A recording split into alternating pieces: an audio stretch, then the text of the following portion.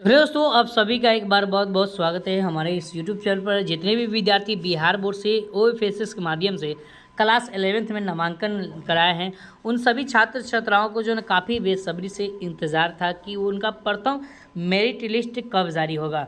तो प्रथम merit list जो है ना जारी होने की जो तिथि थी वो 8 मई को जो था, ठीक है, जो कि वो एक्सपायर हो चुका है और 8 मई को आपका प्रथम मेरिट लिस्ट नहीं जारी किया गया। लेकिन 8 तारीख के ही दिन आपका प्रथम मेरिट लिस्ट न जारी करके एक बिहार विद्यालय परीक्षा समिति के तरफ से एक ऑफिशियल नोटिस जारी किया गया है, जो कि शिक्षा विभाग के द्वारा ये नोटिस जारी किया गया है। जैसा कि यहाँ पर देख सकते हैं, यहाँ पर श्री कन्हैया प्रसाद श्रीवास्तव के द्वारा ये नोटिस जारी किया गया है। इसमें बताया गया है कि विषय माध्यमिक शिक्षा के उत्तीर्ण विद्यार्थियों का शैक्षणिक सत्र 24-25 में 11वीं कक्षा में नामांकन के लिए एक ऑफिशियल सूचना जारी किया गया है। इसमें काफ़ी सारा बदलाव किया गया है। क्या क्या बदलाव हुआ है, इन सभी बदलाव को आज की इस वीडियो में आपको बताने वाला हूं, क्योंकि पहले की जो प्रक्रिया थी नामांकन की वो कुछ अलग था और अभी का जो प्रक्रिया आपको क्लास 11th में जो नामांकन कराना होगा वो बिल्कुल अलग हो गया है। क्योंकि बिहार विद्यालय परीक्षा समिति के शिक्षा विभाग की तरफ से एक ऑफिशियल नोटिस में यह बताया जा रहा है, साफ साफ यहाँ पर कह दिया है कि जिन विद्यार्थियों का मैट्रिक की परीक्षा उत्तीर्ण किए हैं, जो जिस विद्यालय से उत्तीर्ण किए हैं, उनको उसी कक्षा में नामांकन लेना पड़ेगा। यहाँ पर सबसे पहले ये खबर है। अब सबसे पहले हम बात कर लेते हैं कि पहले जो एडमिशन हुआ करता था वो किस प्रकार का एडमिशन हुआ करता था और अब जो एडमिशन की जो प्रक्रिया है वो क्या नया प्रक्रिया है। उन सभी बातों को इस वीडियो में आपको विस्तार करके बताने वाला हूँ। पहले जो एडमिशन हुआ करता था तो ओएफएसएस के माध्यम से पहले ऑनलाइन रजिस्ट्रेशन हुआ करता था और ऑनलाइन आवेदन करने के बाद कुछ दिनों के बाद जो है ना प्रथम मेरिट लिस्ट जारी करता था बिहार बोर्ड के द्वारा, जो कि इस बार प्रथम मेरिट लिस्ट जारी न करके अब जो आपका नामांकन की जो प्रक्रिया है वो डायरेक्ट कर दिया गया है। आप जिस विद्यालय से मैट्रिक की परीक्षा उत्तीर्ण किए हैं उसी विद्यालय में आपको अब 11th में नामांकन कराना होगा, ठीक है। ये शिक्षा विभाग के द्वारा यहाँ पर नोटिफिकेशन में साफ साफ कह दिया गया है। अब सबसे पहले बात कर लेते हैं कि इसमें काफ़ी सारे छात्र छात्राओं का जो ऐसे विद्यालय है, ऐसे स्कूल है जिनमें सिर्फ क्लास 10th का ही अभी पढ़ाई होता है और किसी किसी में जो है ना 11th की अगर बात किया तो अगर वो 11th में नामांकन करा भी लेते हैं तो उनमें ना सीटों की संख्या काफ़ी कम है, क्योंकि नए नए जो भी पंचायत में जो विद्यालय खोला गया है वो 10+2 विद्यालय खोला गया है, जिसमें सीटों की संख्या काफ़ी कम है।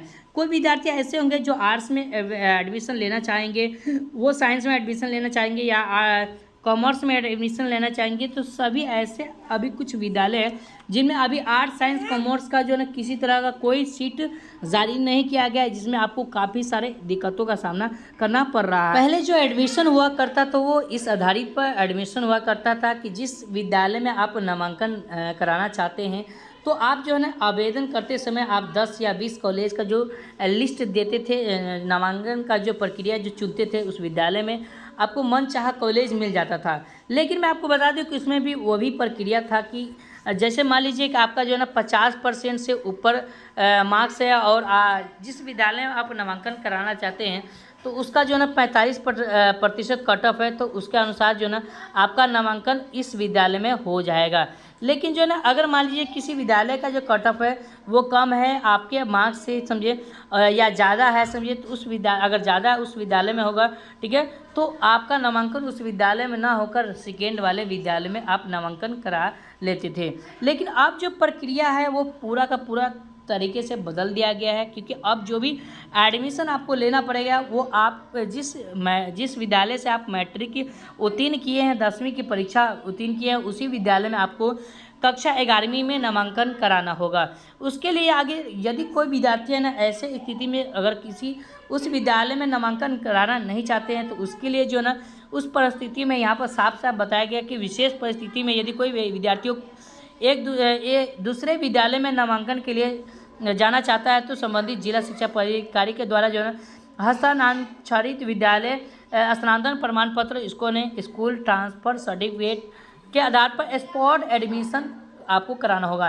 ये स्पॉट एडमिशन क्या होता है? स्पॉट एडमिशन जो है ना ये लास्ट की प्रक्रिया होता है जब आप कोई विद्यालय में नामांकन नहीं करवा पाए हैं, ठीक है, आपका मार्क्स की वजह से या किसी तरह की वजह से, तो उसके तहत जो है ना बिहार विद्यालय परीक्षा समिति की तरफ से स्पॉट राउंड एडमिशन निकाला जाता है, जिसके तहत जो है आप जिस विद्यालय में नामांकन कराना चाहते हैं तो उस विद्यालय में जाकर आप नामांकन करा सकते हैं।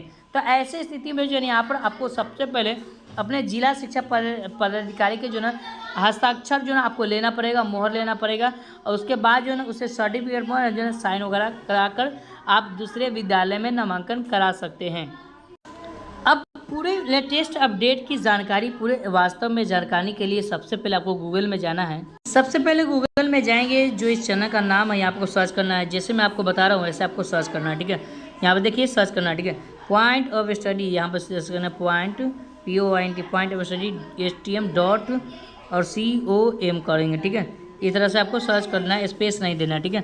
जैसे सर्च करेंगे पॉइंट ऑफ स्टडी HTM, तो यहाँ पर देखिए पॉइंट ऑफ स्टडी HTM.com लिखा हुआ है, इस पर आपको क्लिक कर देना है। जैसे इस पर क्लिक करेंगे तो इस तरह का इंटरफेस देखने को मिल जाएगा, और यहीं पर पहले ही पोस्ट में आपको सारा जानकारी दिया गया है।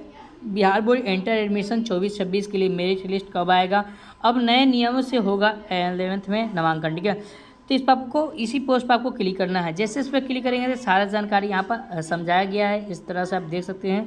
एडमिशन का नोटिफिकेशन भी यहाँ पर लिख दिया गया है, उसके बाद सारा प्रक्रिया बताया गया है, नया नियम क्या है उनके बारे में भी यहाँ पर बताया गया। और उससे बाद नीचे बढ़ेंगे तो यहाँ पर अगर मेरिट लिस्ट जारी किया जाता है तो यहाँ पर से क्लिक कर सकते हैं। सोशल मीडिया के लिए यहाँ पर आप क्लिक करके आप देख सकते हैं, ठीक है।